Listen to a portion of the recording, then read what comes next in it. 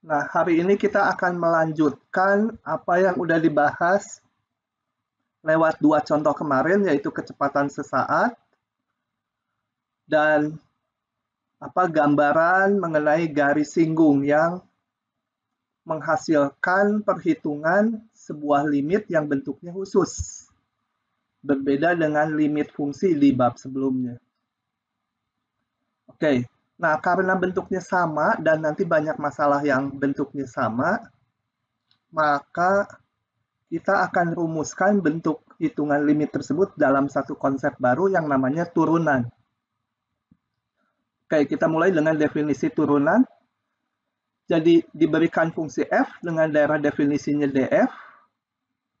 Turunan dari fungsi f di titik x ditulis seperti ini notasinya, f aksen x. Nanti ada notasi lain juga, sama aja. Itu yang penting ini, ngitungnya. Adalah limit bentuknya seperti ini. Jadi kalau kemarin di kecepatan sesaat, f-nya itu jarak tempuh.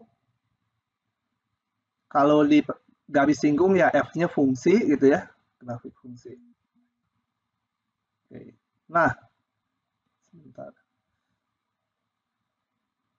Oke, ini bentuknya adalah limit juga, cuma bentuknya khusus, udah tadi saya singgung. Nah, dari definisi kita akan lihat beberapa contoh berikut. Oke ya, jadi sementara ini belum boleh menggunakan rumus yang di SMA. Jadi kalau Y sama X kuadrat min 2X, di SMA kan udah dikenal. Turunannya adalah 2X min 2. Tapi kita akan hitung lewat definisi ini. Coba kita perhatikan, ini saya bahas soal ke-1 dulu. Tinggal ngitung limit ini aja nanti. Nah, yang ke-1 sudah nongol, untung cepat kali ini. Cari kemiringan garis singgung, ini saya ulang soalnya di sini. Berarti di sini akan mencari, coba kalau lihat ke slide-nya, turunan di titik X-nya tertentu, di titik X-nya 2. Ya, kalau 0 itu Y-nya, pasangan Y-nya. Jadi kita hitung ini, Y aksen 2. Masuk ke rumus ini. Ya. Jadi Y aksen 2 adalah limit ini, Y-nya kita masukkan fungsinya, X-nya ganti dengan 2 tambah H menjadi ini. Gitu. Kemudian kita lanjutkan hitungannya, sederhanakan pembilangnya. Kalian nggak usah ngitung lah saat ini, nanti aja kalau nonton lagi videonya. Ini hitungannya udah betul. Daripada membayangkan 2 kuadrat tambah ini ngitung lagi. Oke, anggap hitungannya udah betul. Disederhanakan, H-nya bisa dicoret sebagai limit, dapat nilainya 2. Jadi kemiringan garis singgungnya di titik 2,0 adalah 2. Oke, gitu ya. Coba kita lihat contoh yang berikutnya. Seekor bakteri berkembang dengan beratnya setelah T jam adalah segini. Ini anggap bakterinya bukan membelah, tapi ngegedein terus gitu ya.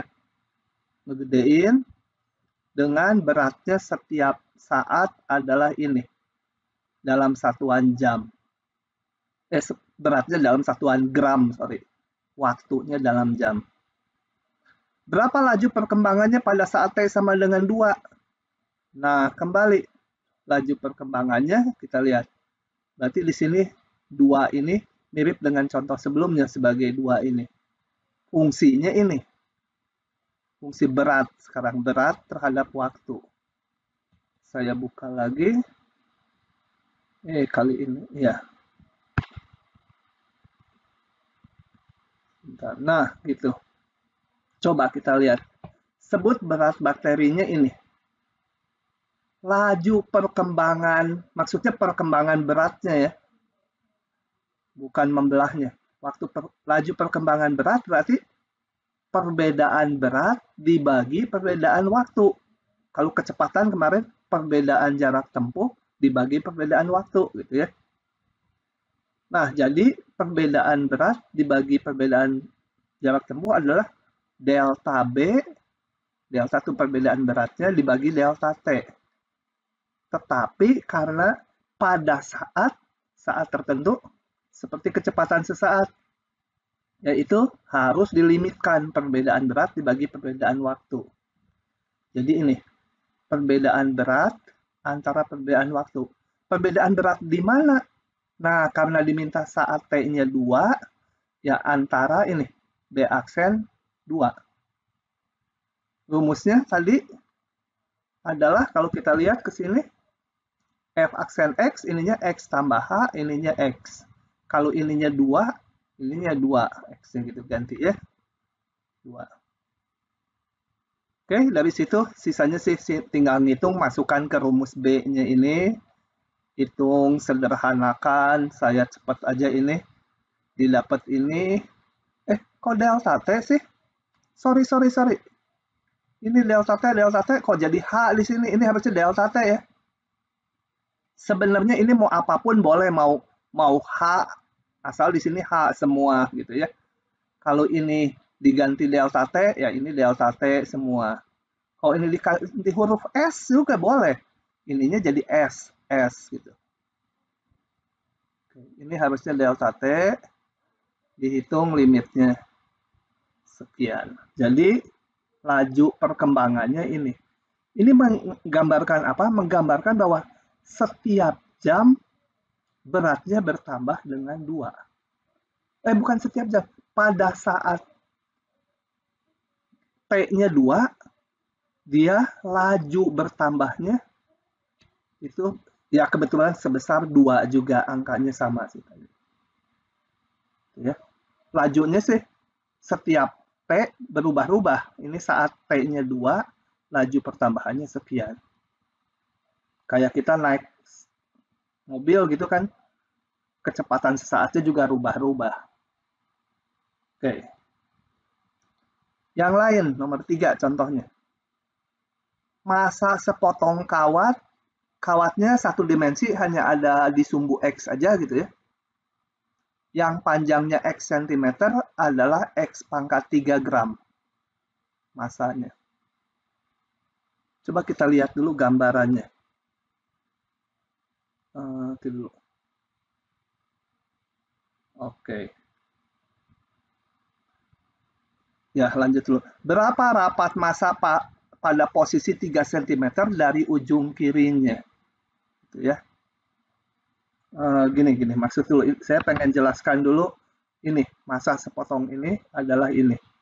Jadi, gambarannya, saya perlu Word-nya dulu, sebentar. Jadi tadi, kita harus bikin koordinat dulu. Ini satu dimensi aja. Kalau panjangnya sepanjang X, maka massanya adalah X pangkat 3 gram. Ini berarti massnya X pangkat 3 gram. Ya. Nah, sekarang kalau punya massnya ini 0, katakan panjangnya 10, berarti massanya adalah 10 pangkat 3 gram. Wah, sekilo emas. Saya mau tanya, kalau diberikan 1 cm emas, mending pilih yang di sini, emas yang di sini, atau pilih 1 cm yang ada di sini? Ini 8, 9. Yang di kiri atau yang di kanan kalau dikasih 1 cm? Atau sama aja? Coba ada yang jawab. Yang di kanan. Kenapa? Rapat massanya lebih besar. Nah, tahunya dari mana rapat massanya lebih besar? Di soalnya itu diminta nih. Nah, kita pakai cara SMP aja gini. Kita hitung berapa sih massa emas yang di sini, yang di kiri sama yang di kanan ya. Kalau yang di kiri, berapa massanya ini? Yang saya coret-coret. Ini massanya. Ya, saya tinggal hitung massa sepanjang 2 dikurangi massa sepanjang 1 kan. Jadi kalau sepanjang 2 dia massanya 2 pangkat 3. Nih, seluruh ini sampai 2. Kalau sepanjang 1 masanya 1/3. Jadi yang antara 1 sampai 2 ini masanya saya sebut M1 itu masanya tadi mana 2/3 dikurangi 1/3 jadi 7. Sedangkan yang di kanan yang antara 8 dengan 9 berarti masanya adalah kita ngelihatnya sampai 9 ini masanya adalah 9/3. Kalau sampai 8 masanya adalah 8/3. Jadi yang antara 8 sampai 9 itu adalah 9/3 min 8/3. Pasti lebih besar dari 7. Jadi makin ke kanan, potongan emasnya makin berat ya. Nah ini akan kita hitung rapat masanya. Tadi udah ada yang jawab bahwa rapat masanya makin ke kanan, makin besar. Betul. Betul ya. Terlihat dari hitungan ini. 1 cm di kanan lebih berat dari 1 cm di kiri. Berarti ini lebih padat emasnya. Nah, kita akan hitung sekarang. Saya buka hitungannya supaya nggak nulis lagi. Jadi bisa cepat. Hitungan detailnya nggak usah saya hitung manual lagi hitungan. Oke. Kalau ini kita lihat dulu, ini kalau bukan yang ini ya. Kalau kawatnya homogen, rapat massa gampang. Homogen, rapat massanya seragam, itu tinggal massa total dibagi panjangnya ya. Oke. Ini tidak homogen. Kenapa? Tadi dari ilustrasi tadi 1 cm di kanan dengan 1 cm di kiri ternyata beratnya beda. Nah, kemudian ini tetapkan titik acuan 0, massa kawat adalah ini tadi. Oke. Nah, sekarang ditanya rapat massa di posisi 3, rapat massa. Rapat massa itu gimana? Nah, karena rapat massa di posisi tertentu, jadi kayak ngitung kecepatan sesaat lagi. Ini saat di posisi 3. Kembali rumusnya, pakai rumus turunan yang ini. Jadi kita harus ngitung bentuk seperti ini, di mana ini perbedaan massa dibagi perbedaan panjang. Sorry ya. Perbedaan massa dibagi perbedaan panjang. Untuk X nilainya 3, karena minta di posisi 3. Jadi saya hitung M aksen 3. Beda massa bagi beda panjang. Udah, ini sisanya sih tinggal hitung aja, masukkan ke rumus massanya.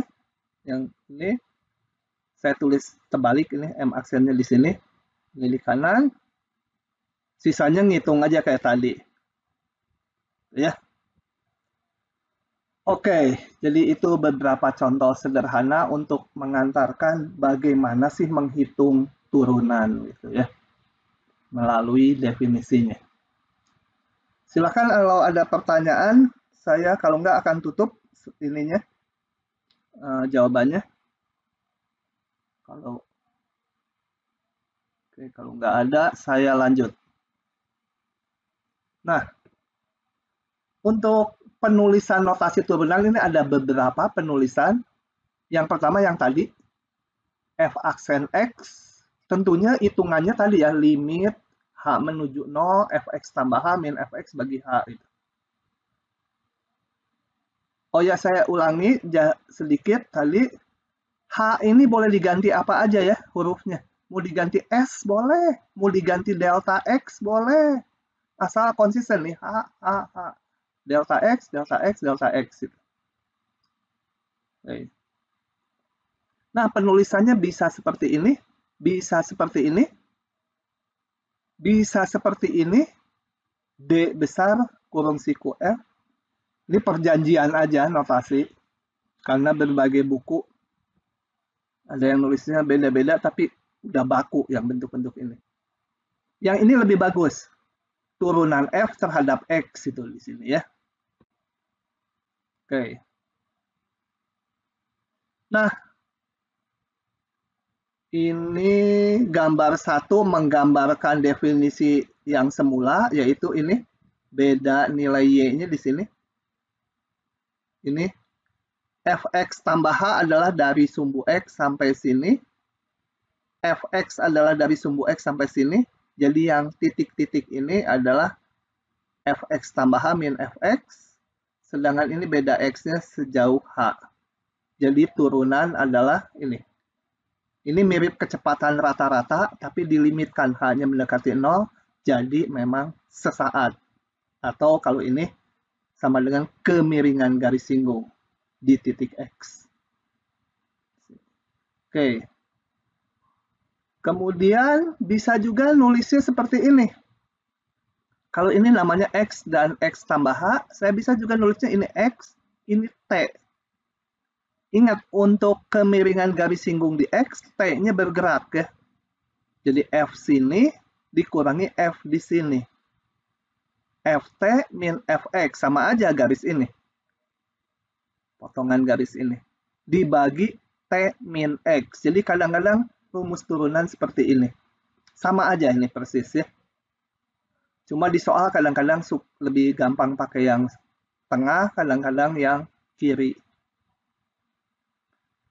Ada juga notasi Leibniz gitu ya. Bacanya nggak tahu persis atau enggak. Dia menamakan beda Y-nya delta Y, beda X-nya delta X. Jadi notasinya ini X tambah delta X.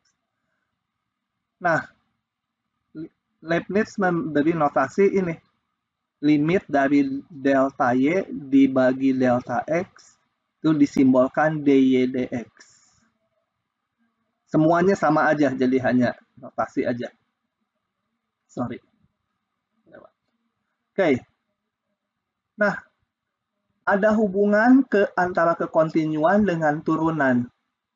Bila fungsi f mempunyai turunan di C, maka f pasti kontinu di C. Ya. Kalau punya turunan, pasti kontinu. Jangan dibalik. Ya. Jangan dibalik. Kalau f kontinu di C, apakah f dijamin punya turunan di C? Nah, sebelum lanjut, saya akan ilustrasikan contoh berikut. Kalau punya turunan, pasti kontinu. Ya. Oke. Kalau kontinu, apakah dijamin punya turunan? Ternyata enggak. Coba kita lihat ini. Ini kok tebal sekali ya. Oh, karena layarnya saya zoom ini. Sebentar. Nah, pantas. Coba perhatikan ini. Fx sama dengan harga mutlak X. Grafiknya di kekontinuan kita udah bahas bahwa itu fungsi kontinu ya. Grafiknya seperti ini. Harga mutlak X. Kalau dibuka min X, X kecil 0, Y sama dengan X, kalau X besar 0. Tuh, grafik ini jangan lupa. Dia kontinu, di 0 kontinu kan? Nyambung. Limit X mendekati 0 dari harga mutlak X, dari kiri dan dari kanan sama aja 0. Ini, balik lagi ini. F kontinu. Di X sama dengan 0. Udah dibahas di kekontinuan, itu nggak saya tunjukkan lagi. Kalau mau ditunjukkan juga gampang. Hitung limit kirinya, hitung limit kanannya, hitung nilai fungsinya akan didapat 0. Nah, sekarang saya mau periksa turunannya di 0. F aksen 0 bagaimana? Coba kita hitung. F aksen 0 adalah limit, mau pakai H atau apa terserah. Bentuk turunan tadi adalah F 0 tambah H minus F0 dibagi H. Kalau saya hitung ini menjadi yang ini FH saja, FH berarti mutlak H kan? Sorry, limitnya kemana? Limit H mendekati 0, F0 tambah H, berarti FH. FH adalah mutlak H, karena fungsinya tadi mutlak. Mutlak H, F0 kita masukkan ini betul-betul di 0. F0 nilainya 0. Min 0 dibagi H. Sama dengan, aduh ini bentar ditabrak. Sama dengan limit H mendekati 0, H dibagi H. Coret boleh? Coret gitu boleh nggak? Sama dengan pagar. Nggak boleh ya, gimana dicoret gitu? Nggak boleh. Gimana? Nah, ini buka mutlaknya. Kita lihat mutlak H kalau dibuka sama dengan min H, kalau H-nya kecil 0, H kecil 0, sama dengan H kalau H-nya besar 0. Nah, di kiri dan kanan 0, ini H-nya menuju 0. Jadi ini kalau H-nya di sini, H-nya menuju kiri dan kanan 0, beda aturan. Ini aturannya beda di kiri kanan 0. Jadi saya harus ngitung pakai limit kiri kanan ini. Saya hitung dulu. Bentar. Supaya rada enak tulisnya. Limit H mendekat. Jadi saya biarkan dulu itu. Sekarang saya mau hitung limit kirinya. Mutlak H dibagi H sama dengan limit H mendekati 0 kiri. Ini jadi minus H ya. Dibuka. Dari kiri H, dari kiri 0, limitnya H mutlak H-nya dibuka jadi min H. Sama dengan sebentar ini goyang-goyang. Limit H mendekati 0 kiri, min H dibagi H tinggal min 1, konstanta ya min 1. Limit kanannya dibagi H sama dengan limit H mendekati 0 kanan, mutlak H dibuka tetap H kalau di kanan 0, limit H mendekati 0 kanan, 1 min 1. Dari sini kita simpulkan limit H mendekati 0, mutlak H per H tidak ada. Nah, kembali ke tadi ini. Ini kan tak lain tadi turunan di 0. Jadi kita punya kesimpulan F aksen 0 tidak ada. Nah, jadi fungsi harga mutlak ini tadi di 0 nggak punya turunan. Agak aneh ya. Dia kontinu, tapi di 0 nggak punya turunan. Coba saya mau gambar ulang. Yang gede. Harga mutlak tadi. Kalau di 0, sorry bentar dulu. Grafiknya jelek. Nah, sekarang kita lihat. Di X sama dengan 0, garis singgungnya ada nggak? Coba dijawab. Kalau ada, yang mana garis singgungnya? Aji? Garis Y sama dengan 0, Pak. Sumbu X. Sumbu X. Itu garis singgungnya? Iya, Pak. Garis singgungnya menurut si Aji itu mana warnanya? Adalah sumbu X. Ini garis singgungnya. Coba. Kalau menurut saya garis singgungnya, kalau yang ini gimana? Ini menyinggung nggak garis ini? Nah, itu juga menyinggung ya. Ini juga menyinggung. Nah, memang itu garis singgungnya tidak ada. Jadi kalau ada grafik nanti yang bentuknya tajam gitu, di sini nggak ada garis singgungnya. Nggak jelas garis singgungnya yang mana. Yang ini, yang mendatar, gitu. Semua bukan, ini nggak ada. Jadi nanti diingat ke belakangnya, kalau ketemu yang tajam-tajam, itu tidak punya turunan. Nggak ada garis singgungnya. Gitu ya. Kenapa juga bisa dijelaskan gini, kalau kita lihat dari arah kiri, kalau ada garis lurus kan, garis singgungnya dia sendiri. Nah, kalau dari arah kiri, cenderung, sebentar saya ganti warna dulu, pada arah kiri, dilihat dari kiri, cenderung garis singgungnya yang ini, mengikuti garis ini. Tapi kalau dari arah kanan, cenderung ini. Jadi memang dari kiri dan kanan berbeda gitu. Kalau dilihat kemiringannya atau tanjakannya. Nah, yang seperti ini tidak ada. Lain dengan kalau kita punya kurva yang melengkung, baik dari kiri atau dari kanan, cenderung seperti ini ya. Melengkungnya bisa aja agak miring gitu. Nah, di sini ya singgung, baik dari kanan atau dari kiri, cenderung sama ininya. Kalau yang tajam itu tidak. Oke, ilustrasi atas saya perlukan untuk menunjukkan fungsi yang kontinu belum tentu punya turunan.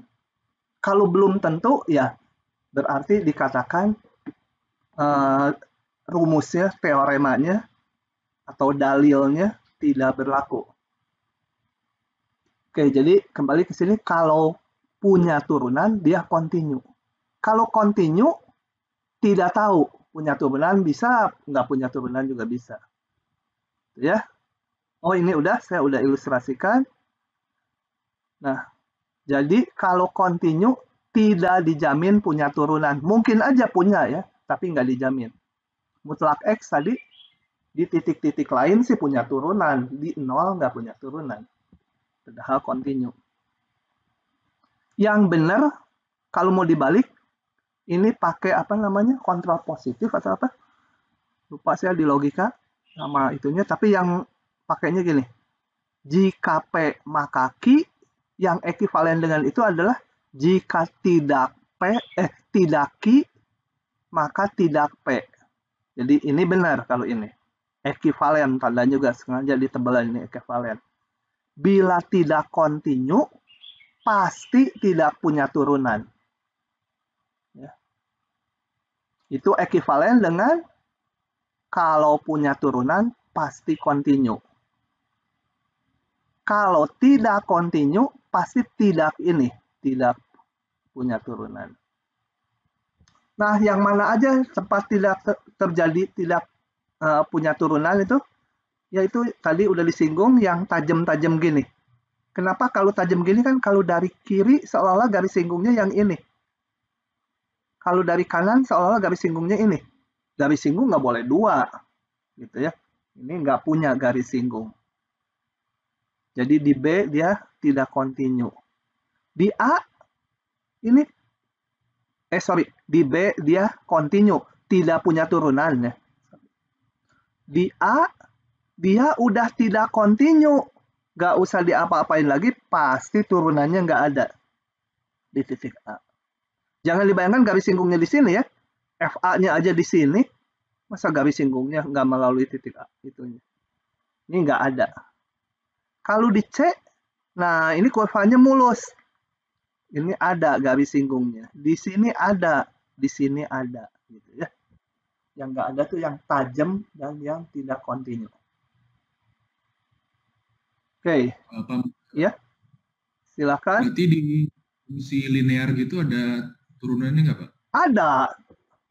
Coba kita lihat. Nantilah setelah sampai rumus akan dibuktikan nih fungsi linear kan? Y sama dengan X. Kita lihat nanti ya. Saya akan buktikan supaya menjawab sekalian pertanyaan barusan. Tapi kalau mau lihat intuitifnya, saya gambar di sini. Ini ada garis lurus. Di mana itunya turunannya, katakan ini titik tertentu, turunannya mana? Kemiringan garis singgungnya mana? Kalau di garis, nanti garis singgungnya ya dia sendiri. Jadi berimpit dengan fungsi semula. Gitu ya. Oke, tapi kalau mau lihat, ini kan intuitif grafik, kalau mau lihat persis hitungannya nanti di bukti rumus. Ya. Oke, ini beberapa sifat. Kita lihat satu-satu buktinya ya, beberapa aja. Yang 1, 2, 3 saya buktikan. Itu yang inti, yang lain sih gampang lah. Kalian meniru nanti dari yang udah saya sampaikan. Tapi ingat, jangan terjebak di bukti-bukti rumus ya. Kalian arahnya nggak ke sana untuk ujian. Nah, yang pertama, buktikan turunan dari fungsi konstan adalah 0. Membuktikannya pakai apa? Pakai definisi turunan yang limit H menuju 0, fx tambah H min fx dibagi H. Oke, fx-nya konstan. Turunan, jangan di titik tertentu. Kita sekarang mau ngitung turunan di titik sebarang. Jadi, kalau tadi f aksen 2, yang emas batangan itu B aksen 3, karena mau ngitung di posisi 3. Sekarang kita mau menghitung di turunan di posisi X manapun. Jadi simbolnya F aksen X. Limit, ini mau diganti delta X, boleh ya, H juga boleh. Saya pakai H. Limit dari ini, bentuk turunan. Kita hitung aja ini, masukkan ke fungsinya. Fx tambah H sama dengan K, kan? Kan fungsinya konstan. Fx juga sama dengan K. Gitu. K kurang K jadi 0, limitnya belum dihitung nggak mas ya? 0 dibagi H, H-nya bukan 0, ingat.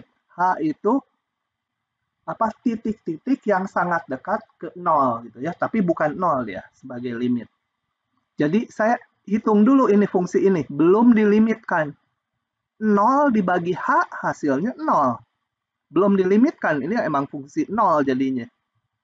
Ini fungsi 0. Limitnya ini kan udah limit biasa kayak yang di bab sebelumnya. Limit konstanta adalah konstanta. Limit 0 adalah 0. Nah, terbukti bahwa turunan dari sebuah konstanta adalah 0. Gitu ya. Nah, ini mengartikan bahwa apa? Saya gambar lagi di sini. Sorry. Mana word-nya? Saya hapus dulu. Kalau saya punya fungsi yang konstan, Y sama dengan konstan gitu. Y ini X konstan. Di titik X yang manapun, gitu, X yang manapun, turunannya sama dengan 0. Kalau turunannya, ya aksen X-nya selalu 0, kalau YX-nya sama konstanta tadi ya, fungsinya konstan. Oh, tadi pakai F. Pakai F lagi lah. Artinya apa? Kemiringannya 0. Kalau kemiringannya 0, garis singgungnya mana? Garis singgungnya ya dia sendiri. Ini mendatar. Ingat, garis itu nggak sepotong gini. Garis itu sampai kaki, nggak ya. Jadi garis singgungnya di yang manapun sama dengan garis itu sendiri. Oke, berikutnya kita lihat sekarang kalau bukan yang mendatar. Kalau fx sama dengan x, y sama x, turunannya 1. Itu juga nanti sama dengan garis itu sendiri ya. Coba saya buka dari sini. Karena ngitungnya nggak ada kerumitan ini. Fx sama dengan x. Kita akan hitung turunannya, buktikan bahwa turunannya 1. Oke, kembali turunan di titik X adalah ini. Bentuk ini jangan dilupakan ya. Definisi turunan. Hitung biasa aja, ini Fx tambah H, jadi ini X tambah H diganti. X tambah H, Fx ya sama dengan X. Disederhanakan, ini limitnya belum saya hitung, tapi ini dicoret dulu. Oh ya, langsung lah ini coret-coret.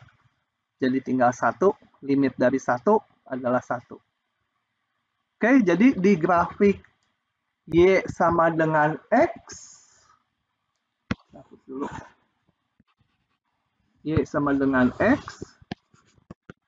Kalau saya ambil salah satu titik aja di mana gitu, titik A. Di sini kemiringannya 1. Kalau kemiringannya 1, kalau dibuat garis singgungnya, ya dia sendiri juga. Nanti variasinya kalau Y sama dengan garis sembarang, nah ini akan didapat kalau dihitung juga kemiringannya sama-sama A. Yang tak lain kalau dibuat garis singgung ya kalau kemiringannya sama dan melalui grafiknya ya dia garis itu sendiri. Oke. Next, ini saya buktikan ya. Turunan X pangkat N adalah ini. Mungkin rumusnya mah kalian masih ingat dari SMA. Atau udah lupa karena kemarin ini libur panjang. Sekarang harus diingat, ini mah sangat, kalau lupa ini mah sama dengan layak dapat nilai F, bukan E lagi. Nilai F. Zaman saya dulu ada nilai F. Tapi nilai A-nya 5. Nggak ada AB. A, B, C, D, E, F. Jadi waktu itu ITB, IPK-nya paling tinggi 5. Universitas lain, A-nya 4, ITB 5. Jadi kalau nanti ngelamar kerjaan, lulusan ITB tinggi-tinggi sekali. Ada yang IPK-nya 4,2 gitu. Universitas lain udah pasti kalah, paling tinggi 4. Diprotes, jadi sekarang A-nya 4. So, itu memang dibilang, kan kalau universitas lain nilainya 4, lulusan ITB itu kemampuannya 5 gitu di atas mereka gitu, sombongnya gitu ya. Nah, oke, kita lihat ini. Saya punya fx-nya x pangkat n. N-nya nggak berjalan ya, ini 1n, misalkan x pangkat 7, x pangkat 8, n-nya bilangan asli aja. Kalau pangkatnya misalkan negatif atau pecahan nanti munculnya di belakang yang pecahan juga. Ini untuk n bilangan asli aja. X pangkat 1, X pangkat 2, X pangkat 3. Nah, kembali turunan adalah ini. Masuk lagi rumus definisi turunan. Saya masukkan ke fungsinya ini. X pangkat n. Pangkat n. Nah, ini kalian tahu nggak membuka ini? Rumus. Ada yang menamakan segitiga Pascal, ada yang mengatakan rumus kombinasi, tapi intinya seperti ini. A ditambah B pangkat N, kalau mau dibuka menjadi rumus kombinasi.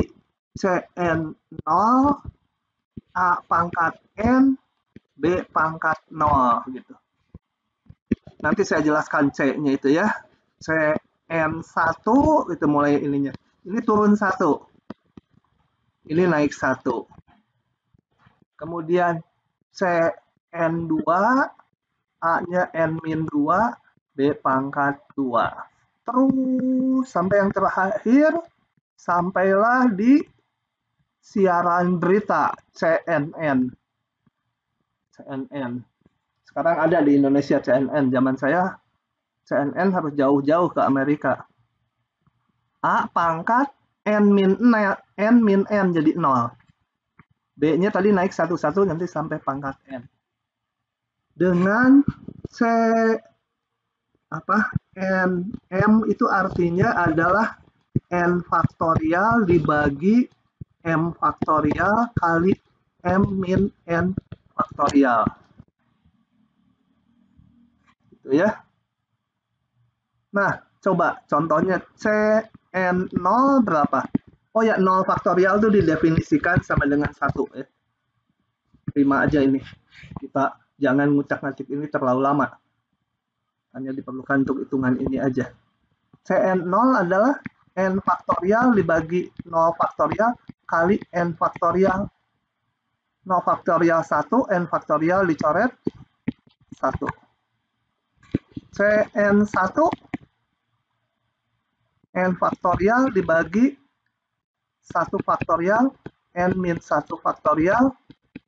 Ini kita lihat 1 faktorial 1. Yang ini adalah 1 kali 2 kali 3 sampai kali n min 1. Yang ini 1 kali 2 kali 3 kali 4 sampai kali n. Jadi bisa dicoret tinggal n saja. Nah, cara ngitungnya gitu. Tapi kalau angkanya besar jangan pakai cara itu. Misalkan C1000 3. Jangan ngitung 1000 faktorial dibagi 3 faktorial kali berapa ini? 1000 kurangin 3, 997. Cilaka, kalkulator juga nggak mampu. Cara ngitungnya ada, yaitu gini. Cara ngitungnya tinggal gini. Kalau ini 3, ini bawahnya 3 faktorial. Atasnya 3 kali aja ini. 3 suku. 999, 998 gitu. Nah, akan sama dengan yang tadi. Tapi kita nggak perlu lah itu ya. Pokoknya yang perlu ini rumusan ini. Dan yang dimaksud dengan oh, CNN berapa? Coba saya mau hitung. CNN istimewa. N faktorial dibagi N faktorial kali N min N faktorial. Jadi dapatnya berapa? 1 juga ya. Ini dicoret, ini 0 faktorial. Oke, kita akan buktikan yang tadi. Jadi ini akan saya urai dalam bentuk A tambah B pangkat N menjadi seperti itu. Moga-moga kebaca di kalian, tulisannya agak kecil. Nah, ini arti CNM tadi. Kemudian saya mau sederhanakan. Apa yang disederhanakan dari atas ke bawah? Lupa. Oh, ini saya hitung. CN0. CN0 adalah 1. CN1 adalah N. Mana? Oh, CN1 nggak dihitung. CN2, CN3 belum dihitung. Antepin aja. CN0 kenapa khusus dihitung? Karena yang ini dengan yang pengurangnya ini, yang X pangkat N, habis. Ya. Tinggal ini yang ada H-nya semua. Atas dan bawah saya bagi dengan H. Sehingga tinggal ini. Ini H pangkat 1 dibagi H, nggak ada H-nya. H pangkat 2 dibagi H, tinggal H. H pangkat 3 dibagi H, nanti yang sini H kuadrat. Sampai yang terakhir H pangkat N dibagi H, tinggal ini. Nah, ini saya hitung limitnya, udah nggak ada masalah. Yang ini 0 semua karena memuat H. Ini H mendekati 0, jadi ini 0 semua. Tinggal yang ini saja. Nggak ada H-nya. CN1 saya hitung pakai rumus tadi. Hasilnya adalah N. CN1 N faktorial dibagi 1 faktorial kali N min 1 faktorial. Tadi nilainya N. Jadi, X pangkat N turunannya adalah N kali X pangkat N min 1. Oke, begitu ya. Lupa penurunannya nggak apa-apa. Rumusnya jangan lupa. Itu yang akan kita pakai. Oke. Balik ke slide-nya. 1, 2, 3 udah saya buktikan. Yang lain sendiri polanya sama aja. Limit itu tambah H, Fx tambah H, min Fx bagi H. Sederhanakan nanti ketemu. Yang ini kalau pangkatnya negatif tapi bulat ya. Belum bisa membuktikan yang pecahan saat ini. Jadi kalau X pangkat 2/3 turunannya apa? Belum bisa. Tapi kalau X pangkat min 3 itu bisa. Yang ini harus membuktikan dulu rumus pembagian. Kenapa? Nanti ini kita turunkan ke bawah jadi 1/X pangkat N. X pangkat N kita udah punya tadi turunannya. Pembagian dibuktikan dulu. Masukkan ke rumus pembagian, didapat ini. Ya. Nah, rumus ini sama kan ya. Jadi berlaku untuk bilangan bulat positif. Kalau tidak bulat, belum bisa. Untuk selanjutnya, teorema ini boleh kalian pakai. Jadi kalau ada soal seperti yang di depan, x kuadrat tambah x, ditanya turunannya di 0.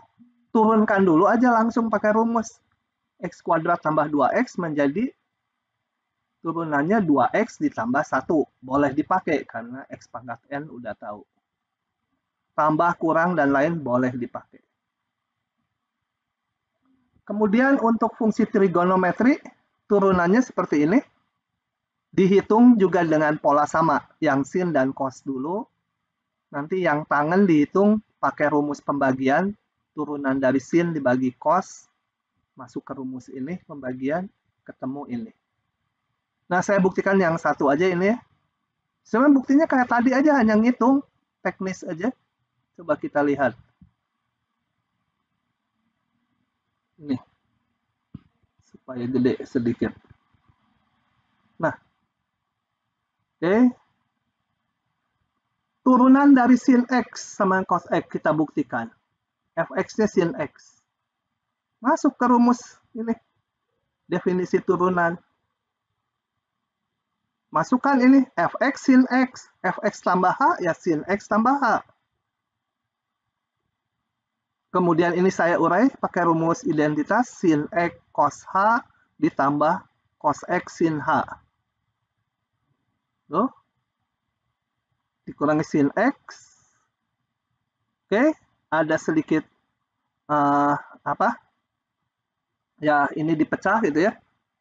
Seperti ini. Kenapa? Karena yang ini kita udah bisa ngitung nih, kebayang. Yang tengah. Sin H bagi H, limitnya untuk H mendekati 0 adalah 1. Itu dipisah sendiri. Gitu ya.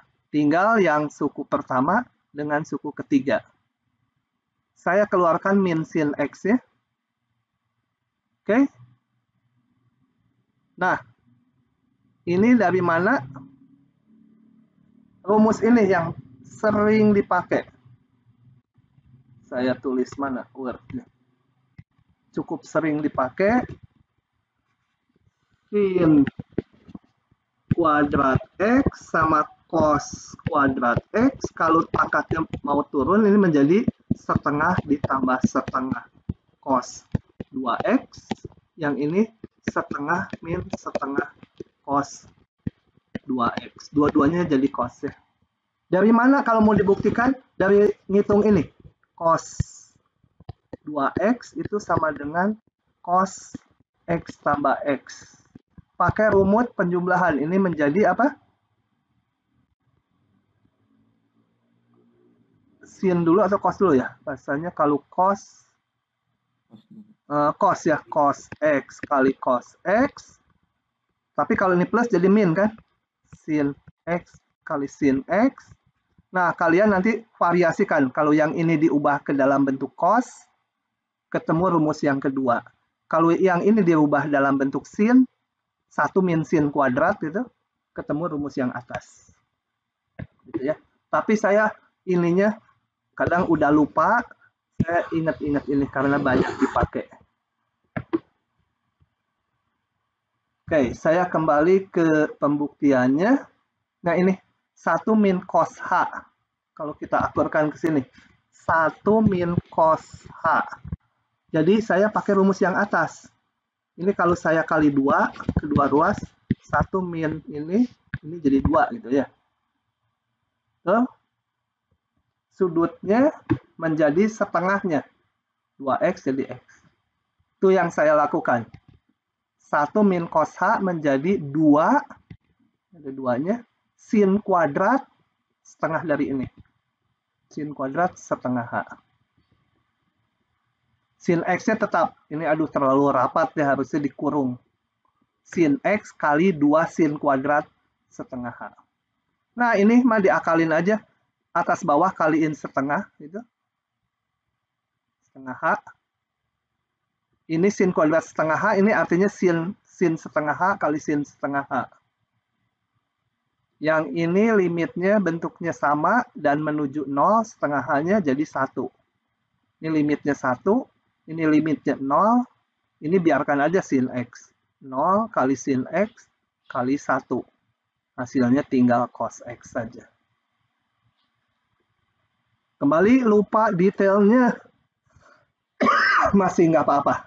Tapi turunan sin jadi cos, jangan lupa itu udah harus apal di kulit tangan itu, bukan di otak lagi. Begitu ya, satu-satu kalau mau dibuktikan seperti itu, yang lain sama aja. Oke. Bapak mau nanya. Ya? Itu yang X F per G yang itu. Mm-hmm. Itu tuh rumusnya emang plus. Oh, minus. Tolong, terima kasih revisinya. Minus ya. Turunan F, ini turunan F kali G, dikurangi F kali turunan G, dibagi G kuadrat. Iya, betul-betul. Aduh, dari tahun-tahun lalu nih. Oh, dari tahun lalu, ini saya revisi tahun 2019. Mungkin copas-copas dari sini, terus tinggal dibagi. Oke, ini kurang ya, tolong kurang. Nanti saya revisi slide-nya. Kalau kalian apalnya kan UV gitu ya. Turunan U per V sama dengan U aksen V min V, UV aksen dibagi V kuadrat. Kok kesini saya? Nah, latihan. Coba kita lihat beberapa soal. Tentukan turunan dari ini. Sekarang udah boleh pakai rumus kita. Rumus tadi udah boleh digunakan semua ya. Jadi ini tinggal gampang. Turunan dari ini pakai rumus pembagian. Turunan pembilang ini 2x min 1 ini turunannya. Dikalikan penyebut dikurangi, tuh ini kurangnya kalau ini sekarang betul. Ini tetap kali turunan yang bawah. Dibagi bawah kuadrat. Oke, kalau mau disederhanakan boleh, tapi yang inti ininya ya.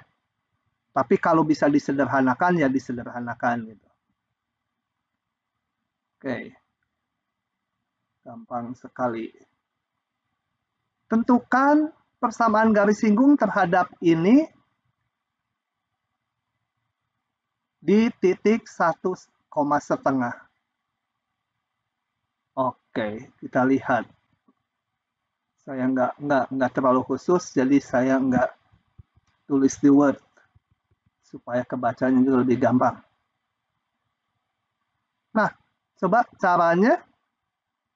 Kan ini udah ada titiknya ya, yang dilaluinya. Jadi tinggal menghitung kemiringannya ya.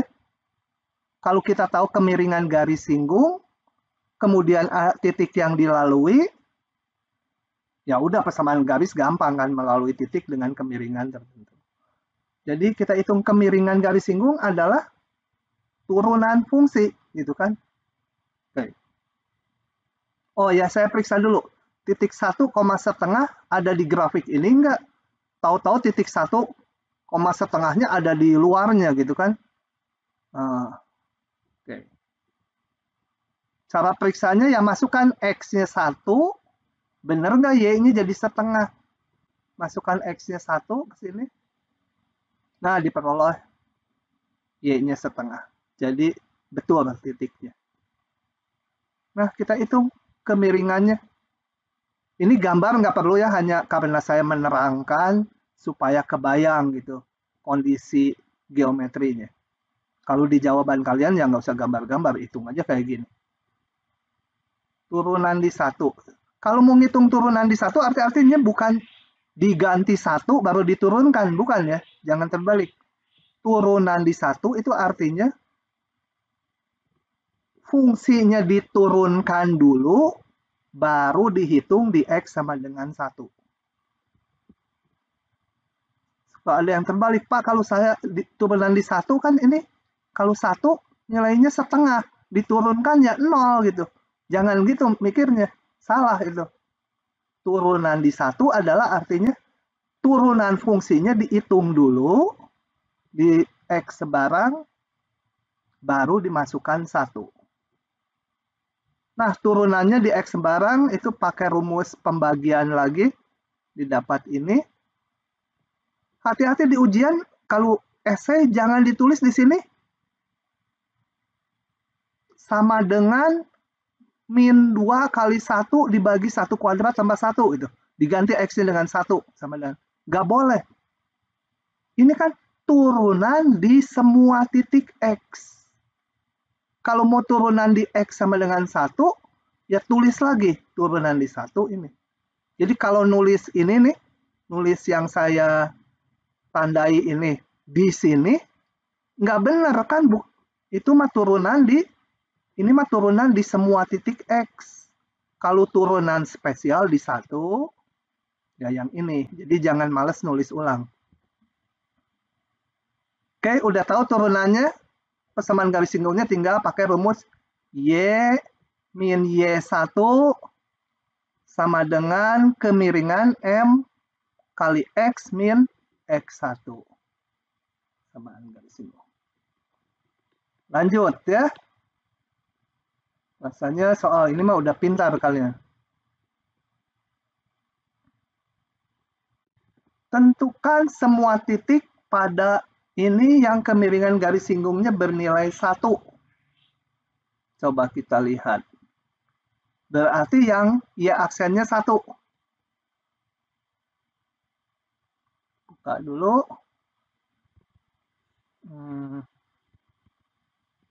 Tentukan semua titik ini yang kemiringannya 1. Ya kita hitung ini turunannya dulu. Y aksennya.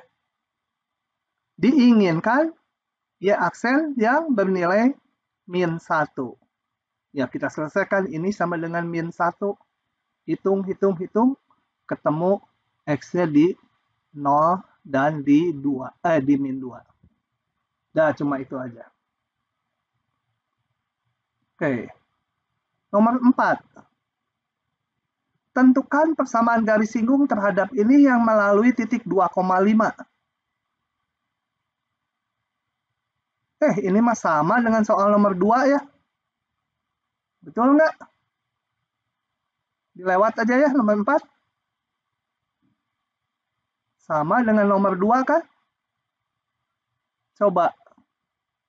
Ada yang merasakan nggak itu sama? Atau ngerasa beda? Beda Pak, titiknya nggak di... Beda ya. Beda yang ini. Ini titiknya ada di grafiknya. Kalau X-nya 1, Y-nya setengah, berarti ada di grafik fungsi ini. Kalau sekarang, kalau X-nya 2, 4 kali 2, 8, min 2 kuadrat, Y-nya 4. Jadi kalau X-nya 2, Y-nya 4. Berarti 2,5 mah nggak ada di sini, di luar grafik ini. Beda dengan yang nomor 2. Kalau nggak, ngapain saya ngasih contoh yang polanya sama. Kalau mau banyak ya di tutorial aja gitu. Ini polanya beda-beda. Yang 4 memang dengan 5 sama nanti. Tapi ini berbentuk cerita gitu bedanya di situ. Coba kita lihat yang ini. Saya buka dulu. Kenapa lama? Kurang sabar. Nah, diulang soalnya. Udah lama ini saya bikin solusinya 2013. Kita kalau ada soal seperti ini, periksa dulu titiknya di grafiknya enggak. Kalau titiknya di grafiknya, maka tinggal kemiringannya F aksen di titik 2. F aksen 2. Saya periksa dulu. Tidak, ini mah udah. Untuk X2, Y-nya 4. Jadi grafik fungsi ini kalau digambar, itu parabola membuka ke bawah karena min X kuadrat. Itu titik 2,4 yang ada di grafik. Berarti 2,5 di luar grafik. Ya, ini ilustrasi aja 2,5, nggak harus persis. di luar grafik. Yang di grafik adalah kalau X-nya 2, Y-nya 4, di sini lebih rendah. Nah, garis singgungnya mana? Garis singgungnya bisa ini, bisa juga yang ke sini ya, bisa ada 2 kalau dari gambar. Oke. Jadi menentukan kemiringan garis singgungnya nggak boleh sama dengan F aksen 2. Ya. Yang boleh adalah kalau ini garis singgungnya kita gambar melalui titik Q, kemiringan garis singgung yang biru ini adalah F aksen di titik ini. X-nya berapa? Belum tahu juga. Nyinggungnya di mana? F aksen, kalau ini Q-nya saya namakan titik A, B, yang belum tahu, kemiringannya memang F aksen A gitu. Tapi A-nya nggak tahu.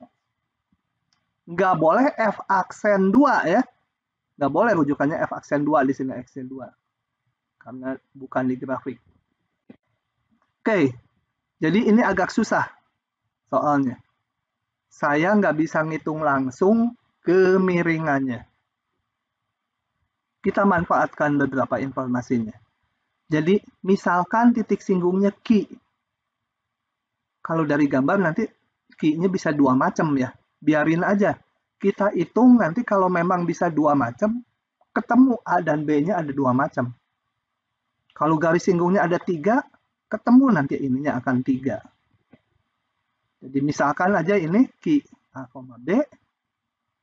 Saya punya informasi ini. Karena Q pada grafik fungsi F, ya, titik singgungnya ini, maka memenuhi B-nya ini, Y-nya, itu sama dengan 4 kali A dikurangi A kuadrat, gitu kan ya. X-nya sama dengan A, maka Y-nya, kalau Y-nya saya sebut B, B-nya haruslah ini. Jadi kita punya hubungan B dengan A. Belum bisa nyari. Tujuan saya adalah mencari titiknya. Kenapa? Kalau titik singgungnya tahu, saya bisa ngitung kemiringannya. Gunakan informasi yang lain. Kemiringan garis singgung adalah apa? Kita hitung kemiringan melalui 2 titik, garis yang melalui 2 titik. Beda Y dibagi beda X. Saya ambil Y yang ini kurangi Y yang ini. B min 5, ini kan titiknya A, B, ini titiknya 2,5. Jadi B kurang 5, harus konsisten, X-nya juga yang ini. A dikurangi 2. Kemiringan garis lurus yang melalui 2 titik tertentu. Dari sini bisa nyari nggak A-nya? Nggak bisa. M-nya belum tahu, ya A-nya nggak bisa dicari. B-nya belum tahu, A-nya nggak bisa dicari. Nah, manfaatkan lagi mengenai turunan fungsi di titik A. Kita hitung.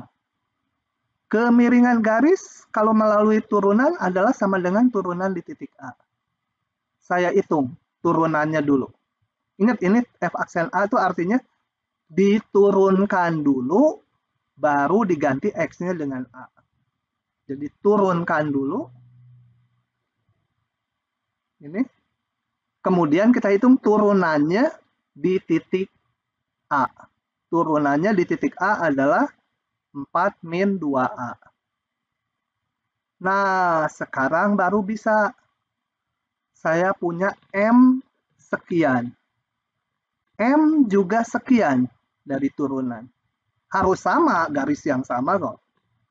Jadi saya samakan yang ini, kemiringan yang diperoleh dari 2 titik tadi, dengan kemiringan dari hitung turunan. Oke, kita samakan. Ini dan ini.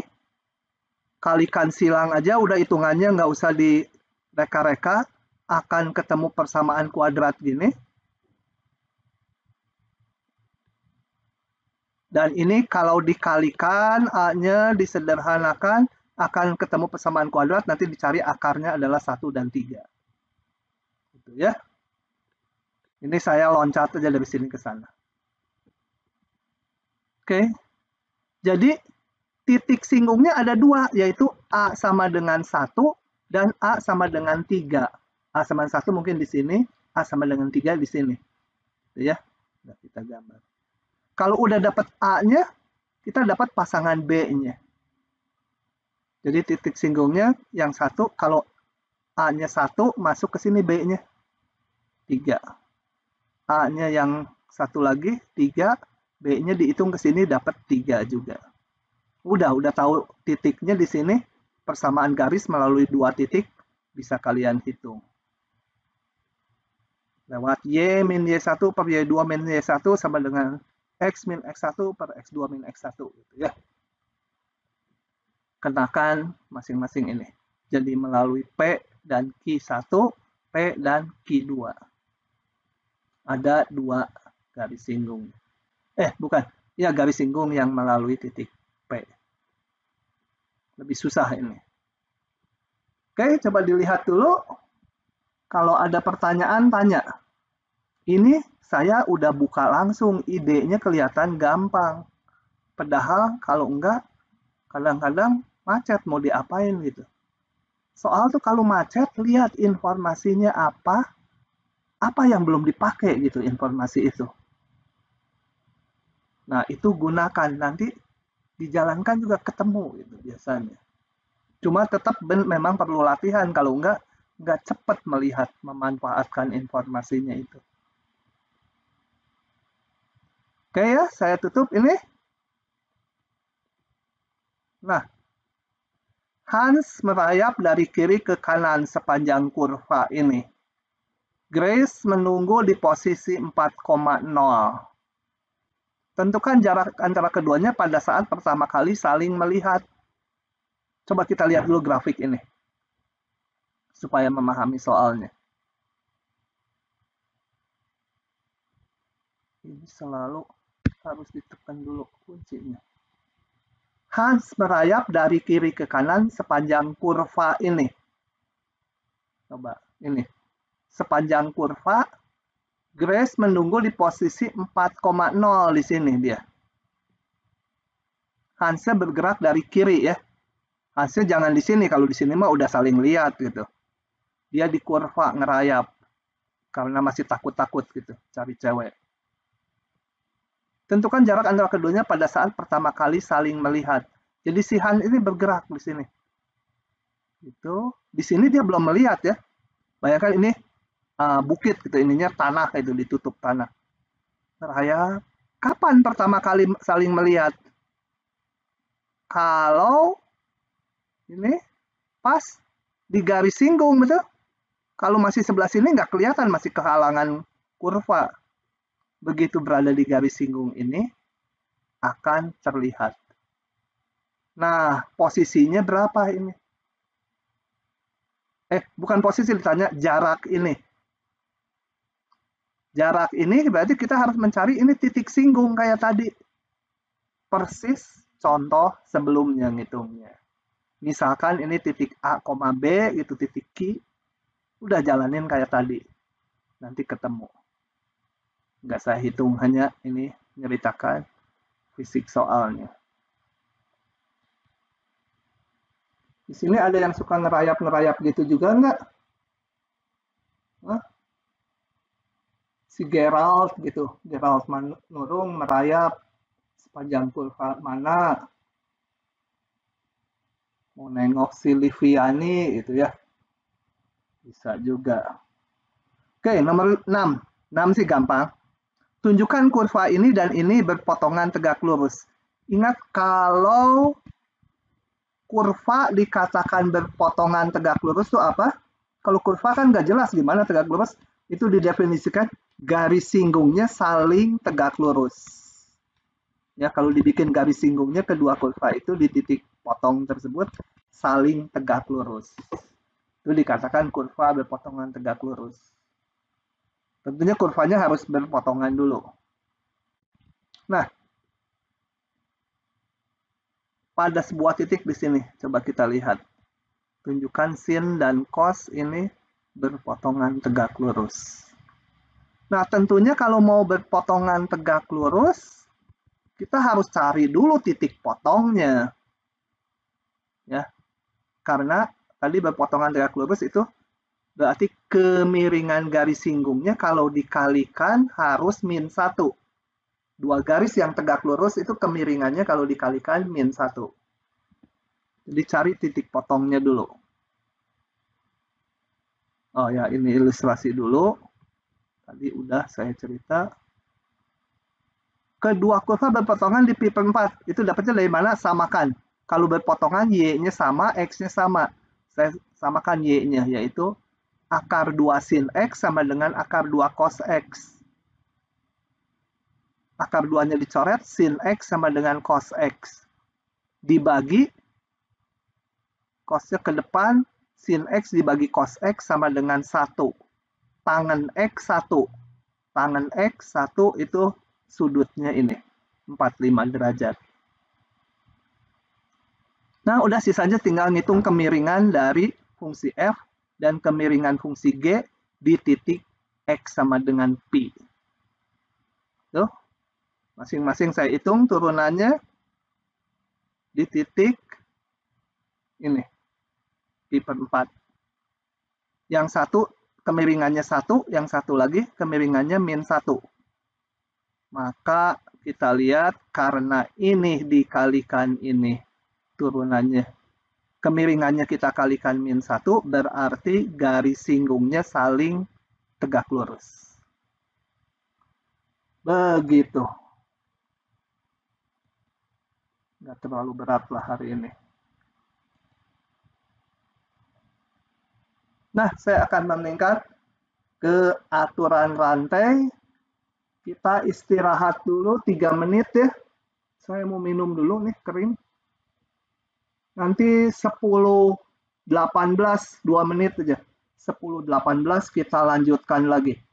Sekarang 10.16. Saya lanjutkan dengan pengertian aturan rantai. Teorinya kelihatan rumit, ngitungnya gampang ini. Kalian udah pernah. Contohnya ngitung sin dari turunan dari sin 2x. Nah, itu kan cos 2x kali 2. Turunan dari sin x kuadrat, cos x kuadrat kali 2x. Yang model-model kayak gitu. Coba. Kalau dinotasikan agak rumit memang, tapi ya nanti kalau kalian baca di buku Purcell atau di buku lain, oh kok ada notasi gitu, jadi harus saya jelaskan. Coba, jika f sama dengan fx, ini notasi dulu, maka turunannya adalah df dx. Notasinya tadi, f aksen x, ini. Contoh ini, fx sin x, f aksennya cos x. Nah, f aksen ini notasinya kadang-kadang kurang jelas, karena gini, kalau fu, yang dimaksud f aksen adalah df du. Jadi contohnya fu sin u, f aksennya ya cos u, udah nggak ada embel-embelnya lagi. Ya. Beda dengan ini yang mau saya tulis. Kalau fu sama dengan sin u, f aksen u sama dengan cos u, udah nggak pakai embel-embel. Tapi kalau fx sama dengan sin misalkan dari x kuadrat, nah f aksennya nggak boleh sama dengan cos x kuadrat doang. Gitu ya. Jadi ini notasi ini sebenarnya kurang lengkap ya. Harus jelas f aksen itu turunan terhadap apa. Ya, kalau cuma variabelnya x, mas, dia sama dengan df dx. Tapi yang ini bisa saya pandang sebagai, misalnya u-nya sama dengan x kuadrat. F u sama dengan sin dari u, gitu ya. Nah, kalau ditanya DF aksen aja, ya artinya ini DF DU sama dengan cos U gitu ya. Tapi lain kalau ditanya DF DX, ini beda sekarang. Kalau F aksen itu notasinya sama dengan turunan fungsi terhadap variabel yang muncul di sini. Munculnya U ya DU. Nah, kalau F aksen X itu artinya DF DX. Nah, kembali ke masalah yang ini. Kalau seperti ini, U-nya X kuadrat, kita harus jelas F aksen itu maunya terhadap U atau terhadap X. Nah, itu diatur oleh aturan rantai berikut ya. Coba kita lihat. Oh, ini menjelaskan yang tadi ya. Kalau ini, hati-hati F-nya ini tidak jelas. Ini variabelnya X atau X kuadrat variabelnya tuh. Gitu ya. Kalau ini variabelnya X kuadrat, F aksen itu turunan terhadap X kuadrat. F aksen itu artinya bukan terhadap X. Jadi kalau mau terhadap X ya variabel ininya harus eksplisit F aksen X. Kalau ini enak DF DX jelas gitu ya. Ini kok hati-hati ini bukan turunan 2 ya. Turunan F terhadap X kuadrat. Oke, tapi udah jangan pusing dengan itu, kita lihat aturan rantai ini. Masalahnya gini. Saya punya Y fungsi dari U. U-nya lagi fungsi dari X. Gitu ya. Yang mau dihitung adalah turunan dari Y terhadap X. Jadi ini berantai itu karena Y-nya fungsi dari U, U-nya sendiri fungsi dari X. Mau dihitung turunan dari Y terhadap X. Nah, aturannya adalah sebagai berikut. Oh, sorry. Ini dulu ya. Jadi kalau kita lihat dia tak lain adalah fungsi komposisi. Y-nya fungsi dari U, U-nya fungsi dari X. Nah, cara menghitung turunan Y terhadap X adalah sebagai berikut. Turunkan Y terhadap X, ini notasinya. Kalau udah komposisi gini jangan pakai F aksen karena F aksen itu nggak jelas F aksen terhadap X atau terhadap U. Kalau nggak ditulis apa-apa artinya turunan F terhadap variabel yang langsungnya dia ini terhadap U. Kalau mau F aksen terhadap X harus nulis F aksen kurung X. Jelas ya. Oke, DY DX ngitungnya adalah turunkan dulu ini terhadap U, dikalikan turunan U terhadap X. Seolah-olah kalau dicoret ini menjadi yang depan ini lagi. Tapi hati-hati, seolah-olah karena sebenarnya bukan dicoret. Nanti kalau semester 2, fungsi 2 apa ubah, nggak bisa dilihat gitu. Notasinya ini, atau ini juga notasinya lengkap. Ini turunan Y terhadap X, turunkan dulu terhadap U, kali turunan U terhadap X. Ini saya pakai kotak-kotak. Mau si bentuk poligon, apa ini 3 dimensi, diturunkan terhadap si bola, tapi dia merupakan fungsi komposisi. Turunkan dulu si ini terhadap kubus, kali turunan kubus terhadap bola. Yang seolah-olah kalau dicoret nih kembali ke semula. Oke ya. Agak rumit, makanya ternyata gampang. Kita lihat. Tentukan turunan dari ini. Saya akan tulis karena perlu penjelasan khusus. X pangkat 3 min 3X.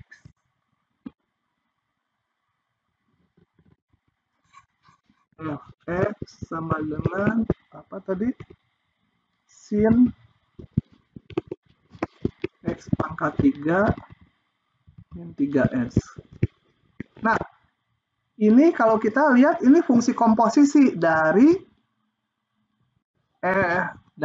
apa? H komposisi G X yang sama dengan H dari GX, di mana GX-nya ini adalah X pangkat 3 min 3X, H-nya adalah fungsi sin, ya. Komposisi dari ini. Nah, cara gampang melihatnya gini. Kalau mau diturunkan df dx, itu turunkan sin. Ini seolah saya punyanya sin U. Sin dari U. Jadi caranya lihat dulu dari sini fungsi yang paling luar. Apa yang dimaksud fungsi paling luar? Bukan yang paling kiri ditulis ya. Tapi bayangkan kalau X diberikan nilai X, X-nya misalkan pi per 7. Urutan ngitung kita gimana? Ngitung dulu pi per 7 pangkat 3 dikurangi ini dihitung, baru ditarik nilai sin-nya. Nah, berarti yang terakhir, fungsi yang paling luar itu sin. Nah, nurunkannya tinggal sin yang paling luar tadi sin, dia berubah jadi cos. Ininya tetap. Kemudian dikalikan rumusnya turunan yang berikutnya. 3x min 3. Itu ya. Itu adalah penerapan rumus ini. Ya. Jadi cari fungsi yang paling luarnya dulu, yaitu sin, turunin sin-nya, yang lainnya nggak berubah. Jadi cos dikalikan turunan yang lebih dalamnya. Itu dinamakan aturan rantai. Oke. Ya? Itu 3x kuadrat atau yang dicontoh? Contoh ini? Turunannya Oh, yang dicontohkan Bapak. sorry. Ini ya, X pangkat 3 turunannya 3X kuadrat. Betul. Kayaknya supaya ada yang koreksi dan ada yang ngomong sengaja harus dibikin salah. Jadi kalian tolong periksa nanti ya selama ngerjain soal. Nah, aturan rantai bisa bersusun 3 seperti ini. Y-nya fungsi U, atau F-nya fungsi U, U-nya fungsi dari V, variabelnya V, V-nya sendiri fungsi dari X. Ngitung turunan F atau Y terhadap X, ya bersusun seperti ini. Ngitung turunannya. Turunkan dulu Y terhadap U, ya. Ini maksudnya turunan F. F atau Y terhadap U, kali turunan U terhadap V, kali turunan V terhadap X. Gitu ya. Nah, yang seolah kalau dicoretin habis gitu. Sama bentuknya. Oke. Ya, notasi lain ini. Turunan Y terhadap X, pakai D. Gitu. Nah, tentukan ini. Sekarang mas saya mau buka. Lagi males nulis. Ini dulu. Turunkan. Prinsipnya sebenarnya mau bersusun 1, bersusun 2, bersusun 3. Yang penting melihat fungsi paling luar. Fungsi paling luar itu bayangkan kalau X-nya dikasih angka. X-nya saya kasih angka pi per 7. Kalau saya hitung, ini berarti ngitungnya ini dulu, saya hitung pi per 7 pangkat 3 min 3X, min 3 kali pi per 7. Setelah itu dihitungnya apa? Sin-nya dulu. Sin dari ini. Baru dipangkatkan 3. Karena ini artinya sin dari ini kurung pangkat 3. Gitu ya. Jadi pangkat 3 fungsi paling luar. Seolah-olah ada fungsi U. Nggak bisa ditulisin di sini. Seolah fungsi U pangkat 3. Jadi kita mandangnya sebagai ini. Sebentar. Sin pangkat 3 dari apa tadi? X pangkat 3 min 3X. Kita nulisnya lebih gampang gini, bayangkannya. Sin X pangkat 3 min 3X pangkat 3. Soalnya sesuatu pangkat 3. Turunannya adalah 3 kali ini pangkat 2. Cuma nanti ada embel-embelnya ya. Yang terlalu dulu seolah-olah ini U pangkat 3. Turunannya 3U kuadrat. Gitu. Oke. Pusing dari sini. Nggak jadi saya. Pusing ngejelasinnya ke kalian. Jadi saya mau langsung aja di sini. Ini. Fx sama dengan ini. Nah, nuruninnya fungsi luarnya dulu. Sesuatu pangkat 3 menjadi 3 kali sesuatunya nggak dirubah-rubah. Ini yang saya sebut sesuatu yang dikurung pangkat 2. Soalnya kayak U pangkat 3 jadi 3U kuadrat. Kali turunan yang lebih dalamnya satu step. Satu step di dalamnya adalah ini. Sin ini. Sin ini saya pakai rantai lagi. Sin sesuatu. Sin sesuatu turunannya cos. Kali turunan dalamnya lagi. Kali 3X kuadrat min 3. Gitu. Ya. Udah habis kan nggak ada dalamnya lagi setelah itu. Oke. Itu aturan rantai. Nah, kita lihat latihannya. Kita lihat latihan. Mungkin nggak selesai semua. Nomor 1 kayaknya udah bisa sendiri ya.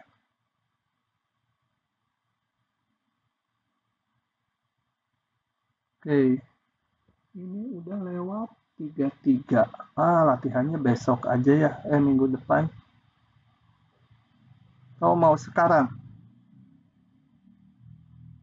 Kita berhenti dulu aja ya. Karena saya harus kuliah lagi jam 11. Harus nyiapin, nanti takut mepet. Ya, latihannya nanti aja. Oke, hari ini kita sekian dulu. Saya akan hentikan dulu videonya. Takut kalau zoom-nya dulu dia error.